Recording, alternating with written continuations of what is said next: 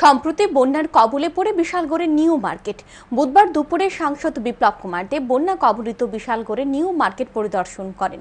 Bishalgarh new market এলাকায় বন্যার ফলে ক্ষতিগ্রস্ত ব্যবসায়ীদের সাথে কথা বলেন তিনি। সাথে ছিলেন বিশালগড়ের বিধায়ক সুশান্ত দেব, মহকুমা শাসক রাকেশ চক্রবর্তী সহ অন্যান্য আধিকারিকরা। বন্যা কবলিত বিশালগড় নিউ মার্কেট পরিদর্শনের পর সাংসদ বিপ্লব কুমার দেব এক সাক্ষাৎকারে জানান, বন্যার ফলে ত্রিপুরা রাজ্যের ব্যাপক ক্ষতি হয়েছে। বিশালগড় নিউ মার্কেটের বহু ব্যবসায়ীর ক্ষতি হয়েছে। ক্ষয়ক্ষতির পরিমাণ নিরূপণ করা হচ্ছে। ক্ষয়ক্ষতির পরিমাণ নিরূপণ করে সরকারিভাবে যতটা সম্ভব সাহায্য করা হবে।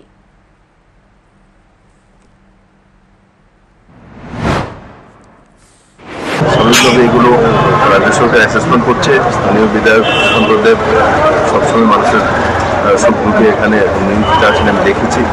তো আমি চিফ সেক্রেটারি, চিফ মিনিস্টারের সঙ্গে কথা বলবো যাতে সব মানুষের সাহায্য সহায়তা করতে পারে।